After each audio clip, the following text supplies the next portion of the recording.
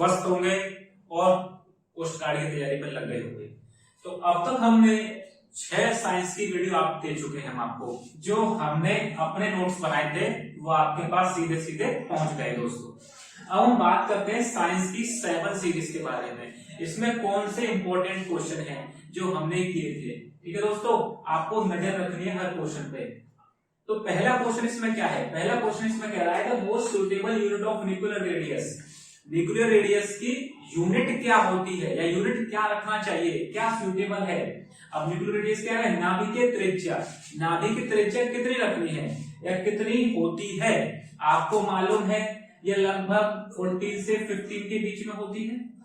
ये बात आपको मालूम है कि न्यूक्लियर रेडियस, नाभिकीय रेडियस हमारा 10 की पावर -14 से 15 के बीच में रहती है मीटर।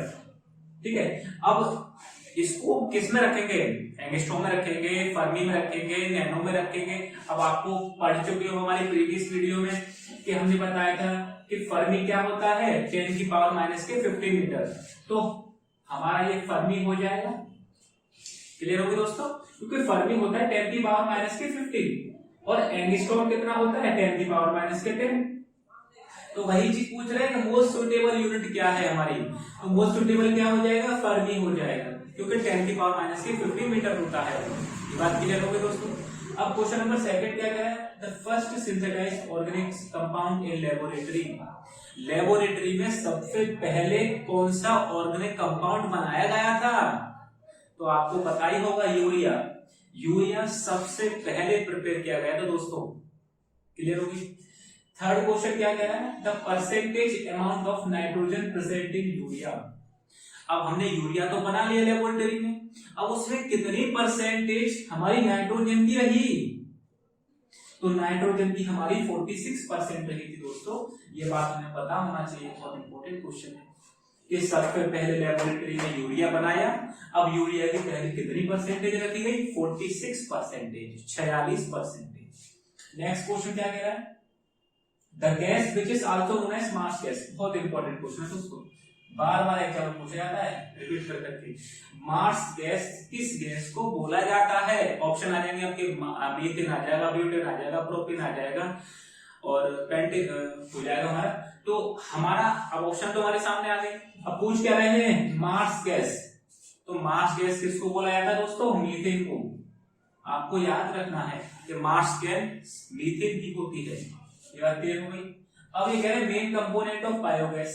नेक्स्ट क्वेश्चन क्या कह रहा है हमारा, कि बायोगैस का कौन सा मेन कंपोनेंट है दोस्तों। मेन कंपोनेंट किसका, बायोगैस का।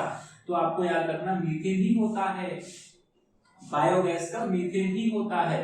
और अब ये पूछ लिया था main component of natural gas. Natural gas का क्या होगा, तो नेचुरल गैस का भी दोस्तों मीथेन होगा। यहां तक बात समझ में आ गई दोस्तों। अगर बायोगैस का पूछता है तो मीथेन लगाएंगे और नेचुरल गैस का पूछ रहा है तो भी मीथेन लगाएंगे।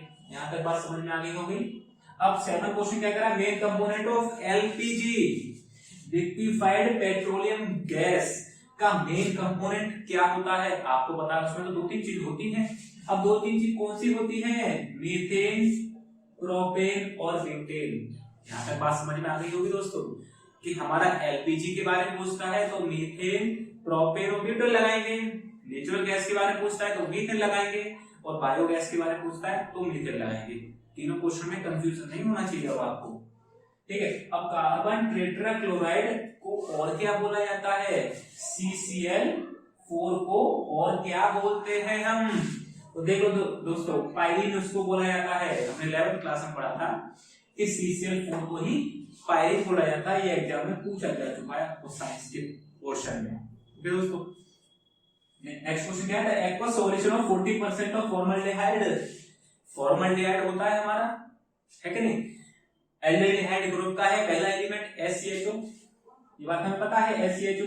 अब ये कह रहे हैं SCHO जब बनाया था आपने तो उसमें हमारा इसमें कितनी 40% की सॉल्यूशन को हम एक नाम देते हैं। तो उसी नाम को उन्होंने पूछ लिया, क्या नाम दिया था हमने, फॉर्मल्डिहाइड के 40% को फॉर्मलिन नाम दिया था हमने दोस्तों। ये समझ गए कि हमें फॉर्मल्डिहाइड के 40% को क्या नाम दिया है, फॉर्मलिन। नेक्स्ट क्वेश्चन क्या है, the fire extinguisher used in the electric firing. जब हमारे आग लग जाती है दोस्तों, तारों में जब आग लग जाती है तो एक आग बुझाने के लिए चीज आती है, उसको क्या बोलते हैं बताओ दोस्तों। अब उसको ये पूछ रहा है कि जो फायर एक्सटिंग्विशर है, अब जो एक लाल सा अपने सिलेंडर सा देखा होगा उससे बुझाते हैं, तो है क्या चीज, उसको बोला जाता फायरिंग एक्सटिंग्विशर। क्या बोला जाता दोस्तों, फायरिंग एक्सटिंग्विशर। जो सिलेंडर लाल लाल का आप देखते हो, ये पूछा जा चुका है कि जो आग बुझाने वाला जो वायरों में आग लग जाती है उस सिलेंडर को क्या बोलते हैं, उस एक्सटिंग्विशर को क्या बोलते हैं, तो फायरिंग एक्सटिंग्विशर बोलते हैं दोस्तों। एक बार हम समराइज कर लेते हैं, वो सुटेबल एलिमेंट क्या है, यूनिट क्या है उसकी, फर्मीमीटर। पहला लेबोरेटरी में कौन सा बनाया गया था, यूरिया बनाया गया था। उसकी क्या, उसमें नाइट्रोजन की क्या प्रतिशत थी, तो आपको याद रखना है 56% थी। अब कह रहे हैं कौन सी गैस मास गैस होती है, मीथेन होती है, नेचुरल गैस भी मीथेन होती है, और बायोगैस में भी कंपोनेंट मीथेन ही होता है। अब एलपीजी पूछता है तो हम पता है कि इसमें ज्यादा होती है, तो मीथेन, प्रोपेन और ब्यूटेन, समझ गए।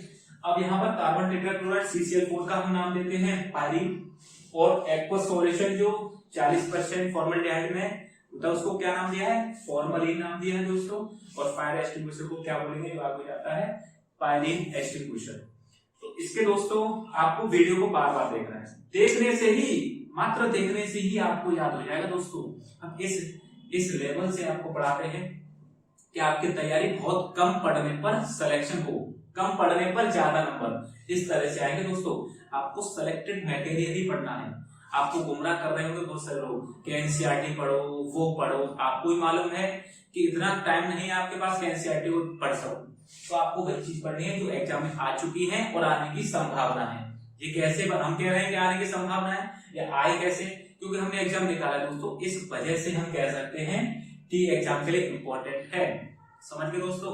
तो इसके पीडीएफ नोट्स एंड नोट्स आपको टेलीग्राम चैनल पर मिल जाएंगे। जब तक आपको वीडियो को बार बार देखना है, लाइक और कमेंट करना है। दोस्तों थैंक यू फॉर वॉचिंग।